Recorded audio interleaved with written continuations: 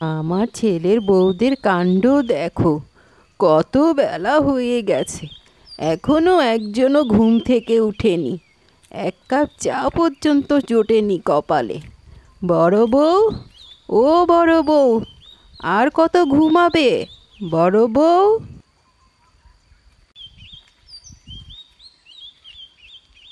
কি ব্যাপার মা, এত সাত সকালে চিৎকার চেঁচামেচি করছো? চিৎকার চেঁচামেচি কি আর সাধে করছি? কখন সকাল হয়েছে, এত বেলা হয়ে গেছে, এখনো আমার কপালে এক কাপ চা জোটেনি। তোর বউ কি আমাকে না খেয়ে মেরে ফেলতে চায়? ক্ষুধায় আমার মাথা ঘুরাচ্ছে, সেই জন্য না ঘর থেকে বের হয়ে এসেছি। তোমার বউ কি শুধু একটা? আরেকটা বউ তোমার নেই? ওকে ডাকলেই তো পারো। আজকে তোমার বড় বউয়ের শরীরটা ভালো না, ওর ভীষণ মাথা ব্যথা করছে, তাই ও এখন ঘুম থেকে উঠতে পারবে না। তুমি ছোট বউকে বলো।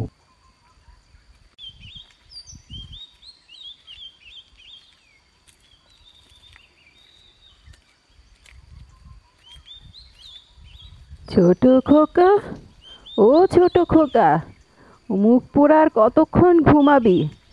এত বেলা হয়ে গিয়েছে, তোদের এখনো ঘুম ভাঙে না? তোরা কি আমাকে না খেয়ে মেরে ফেলতে চাস? মা, তুমি এত জোরে চিৎকার করে কথা বলো না, তোমার শরীর খারাপ হয়ে যাবে।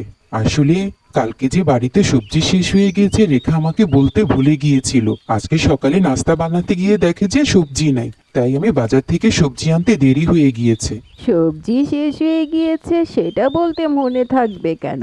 মনে তো থাকে শুধু শাশুড়ি আর জায়ের বিরুদ্ধে কিভাবে ষড়যন্ত্র করে স্বামীর কাছে বলবে। মা, তুমি অযথাই রেখাকে ভুল বুঝো। ও কখনো ষড়যন্ত্র করে তোমাদের বিরুদ্ধে আমার কাছে কিছু বলে না। তাছাড়া আমার বৌমা রান্নাঘরেই আছে, এখনই নাস্তা বানিয়ে তোমার জন্য নিয়ে আসছে।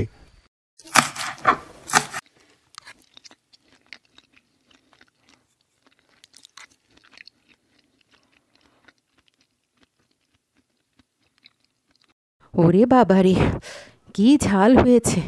কষ্ট করে খেতে চাইলো আর খেতে পারছি না। রেখা, তুই কি আমাদেরকে ঝাল খাইয়ে মেরে ফেলতে চাস?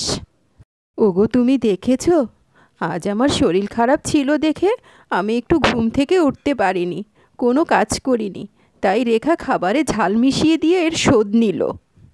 মা, তোমার ছোট বউ কিন্তু দিনে দিনে আমার বউকে অপমান করেই চলতেছে।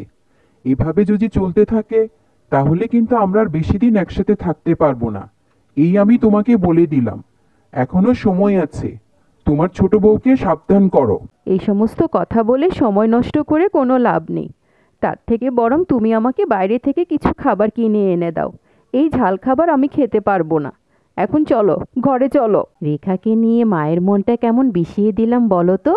ভাবে আর কিছুদিন অভিনয় করতে পারলে আমরা খুব তাড়াতাড়ি আমাদের লক্ষ্যে পৌঁছে যাব। এটা তুমি ঠিক করনি বউ।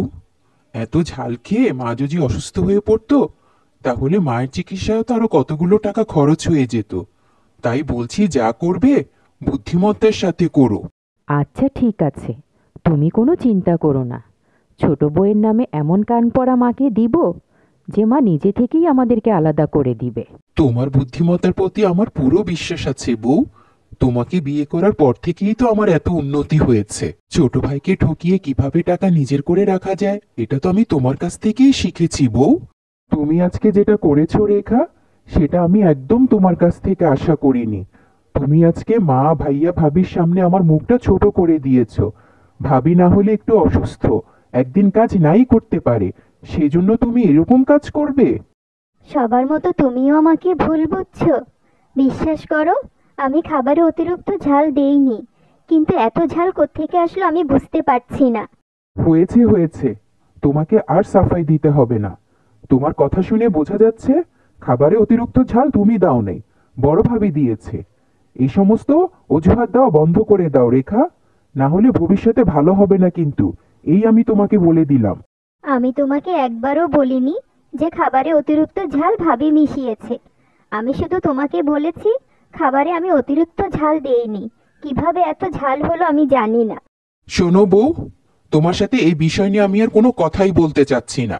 তোমাদের মেয়েদের এই এক সমস্যা, নিজের দোষ কখনোই স্বীকার করবে না, সামনে মন দিয়ে কাজ করবে। তোমার নামে যেন আমাকে আর কোনো অজুহাত শুনতে না হয়, এই আমি তোমাকে বলে দিলাম। আমি এখন দোকানে যাচ্ছি।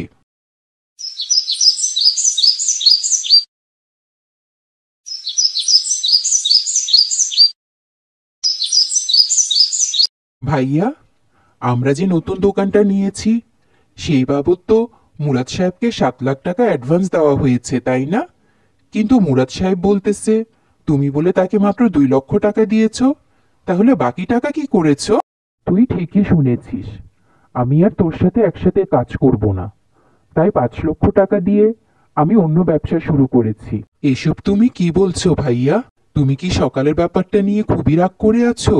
আমি রেখাকে অনেক বকা দিয়েছি, আর এটা জানলে মা তো অনেক কষ্ট পাবে ভাইয়া।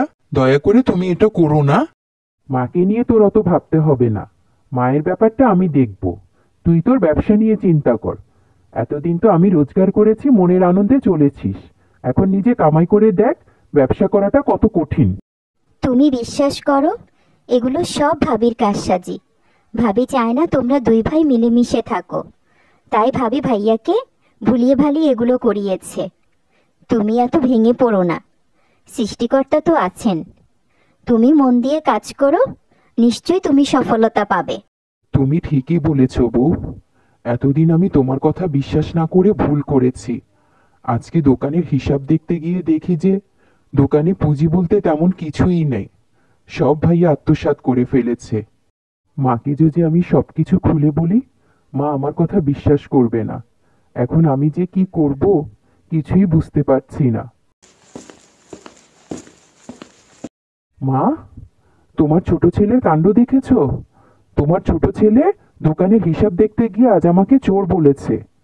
তাই আমি সিদ্ধান্ত নিয়েছি আমি ওর সাথে আর কাজ করব না, আমরা একসাথে থাকবো না। তুমি আমাদেরকে আলাদা করে দাও। এসব তুই কি বলছিস বাবা? আমি তো আমার কানকেই বিশ্বাস করতে পারছি না। আমি এসব কি শুনছি? তুই এক কাজ কর, রাজুকে ডেকে আন, আমি ওকে জিজ্ঞেস করি। আমার সংসারটা কেমন হাসি খুশি ছিল, হঠাৎ যে কার নজর লেগে গেল। প্রতিদিনই কোনো না কোনো বিষয় নিয়ে অশান্তি চলছেই। রাজু, এসব আমি কি শুনছি? তুই তোর বড় ভাইকে চোর বলেছিস? তুই এক্ষুনি তোর বড় ভাইয়ের কাছে ক্ষমা চা বলছি। মা, আমার কাছে ওকে ক্ষমা চাইতে হবে না, আমি আর ওর সাথে থাকবো না। তুমি শুধু আমাকে আমার বিষয় সম্পত্তিগুলো তাড়াতাড়ি বুঝিয়ে দাও। তুই যখন সিদ্ধান্ত নিয়েই ফেলেছিস যে তোরা দুই ভাই আর একসাথে থাকবি না, তখন আমি আর কি বলবো? তোরা তোদের সম্পত্তি নিজেরাই নিজেদের মধ্যে ভাগাভাগি করে নে। ঠিক আছে মা, আমি কালকে ওর অংশ ওকে বুঝিয়ে দিব, আর আজকে থেকে আমরা যার যার খাওয়া শেষে খাবো। সব চাষের জমিগুলো ভাইয়া নিয়ে গিয়েছে, বড় দোকানটাও ভাইয়া নিয়ে গিয়েছে। এই ছোট দোকানটাতে এখন তুমি কি ব্যবসা করবে? ওটা নিয়ে তুমি এত চিন্তা করো না বউ, আমি ওই ছোট দোকানটাতেই শাড়ির দোকান করব। দেখবে সৃষ্টিকর্তা চাইলে ওটাতেই আমার অনেক ভালো ব্যবসা হবে। আফারা, শাড়ি লইয়া যান, পইরাও আরাম পাবেন, রঙও নষ্ট হইব না, রঙের 100% গ্যারান্টি। যাক, সৃষ্টিকর্তার অশেষ রহমতে আমার ব্যবসাটা ভালোই চলতেছে। শাড়ির বেচা কিনা খুবই ভালো। এভাবে চলতে থাকলে কিছুদিনের মধ্যে ঘরটারে দালান বানায় ফেলামু। দেখছো তোমার ভাইয়ের ব্যবসা কি ভালো চলতেছে? কয়দিন হইছে বাড়িরে কি সুন্দর দালান বাড়ি কইরা ফালাইছে। আর তুমি এত বড় দোকান দিয়েও কিছু করতে পারতেছো না। তুমি কালই শহরে যাবে, আমি ভাইয়াকে বলে রেখেছি। ভালো মানের শাড়ি উঠিয়ে তুমিও দোকানকে শাড়ির দোকানে পরিণত করো, যাতে কিছুদিনের মধ্যে আমরাও দালান বাড়ি করতে পারি। কথাটা তুমি মন্দ বলনি বউ, এই দোকানটা তেমন ভালো চলছে না। ঠিক আছে, আমি কালই শহরে যাব, ভালো মানের শাড়ি উঠিয়ে এই দোকানটাকে শাড়ির দোকান বানিয়ে ফেলবো। বুবু, ও বুবু, কোথায় তুমি? তাড়াতাড়ি আসো, দেখো আমাদের কি সর্বনাশ হয়ে গেছে। বুবু, বুবু, দেখো দুলাভাইয়ের কি অবস্থা। আমরা ছিনতাইকারীর কবলে পড়ে দুলাভাইয়ের থেকে সব টাকাও নিয়ে গেছে, আবার দুলাভাইয়ের পাটাও ভেঙে দিয়েছে। কি বলছিস তুই এসব? আমার এত বড় সর্বনাশ! এখন আমি কি করব? আমার তো আর কিছুই থাকলো না রে। মা, ও মা, রাজু, রেখা, তোমরা কোথায়? দেখো আমার কত বড় সর্বনাশ হয়ে গিয়েছে। মা, দয়া করে রাগ করে থাকবেন না, দেখেন আমার কি সর্বনাশ হয়ে গেছে। রেখা, ও রেখা, রাজু, দেখো তোমার ভাইয়ের কি হাল অবস্থা হয়েছে। ছিনতাইকারী তোমার ভাইয়ের কাছ থেকে সব টাকা পয়সা নিয়ে তোমার ভাইয়ের পা ভেঙে দিয়েছে। এখন আমার কি হবে? আমি কিভাবে তোমার ভাইয়ের চিকিৎসা করব? আমার কাছে পুঁজি বলতে তো আর কিছুই নাই। রেখা, তুমি আমাকে মাফ করে দাও বোন। আমি তোমার সাথে অনেক অন্যায় করেছি, সেজন্য সৃষ্টিকর্তা আমাকে এত বড় শাস্তি দিয়েছে। ছি ভাবি, এভাবে বলে আমাকে ছোট করো না। আমি তোমাকে আমার বড় বোনের মতো মনে করি। দেখবে সৃষ্টিকর্তা চান তো সব ঠিক হয়ে যাবে। তুমি এত ভেঙে পড়ো না ভাবি। তুই অনেক ভালো রে রেখা। মার চোখে তোকে খারাপ করার জন্য আমি কতই না অপকর্ম করেছি। মা, দয়া করে আপনি আমাকে ক্ষমা করে দিন। আমি আর কখনোই সংসারে কোনো অশান্তি করব না। আমাকে মাফ করে দিন মা। রাজু, তুমিও আমাকে মাফ করে দাও। এইসব তুমি কি বলছো ভাবি? আমি ওগুলো কিছু মনেই রাখিনি। আমি কালই ভাইয়াকে শহরে নিয়ে যাব, চিকিৎসা করিয়ে সুস্থ করে নিয়ে আসব। তুমি কোনো চিন্তা করো না। ভাইয়া সুস্থ হয়ে আবার দোকানদারি শুরু করবে।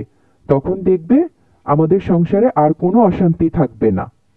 হ্যাঁ বড় বউ, তুই কোনো চিন্তা করিস না। ছোট খোকা ঠিকই বলেছে। সৃষ্টিকর্তা চান তো বড় খোকা আবার ঠিক হয়ে যাবে। আজ থেকে আর তোর উপরে আমার কোনো রাগ নেই। ওরা সবাই মিলেমিশে থাকবি। একটা কথা মনে রাখবি, একতাই শক্তি। মিলেমিশে থাকবি, পদে আপদে সবাই সবাইকে সাহায্য সহযোগিতা করবি। এই পরিবারের সুখ, পরিবারের শান্তি।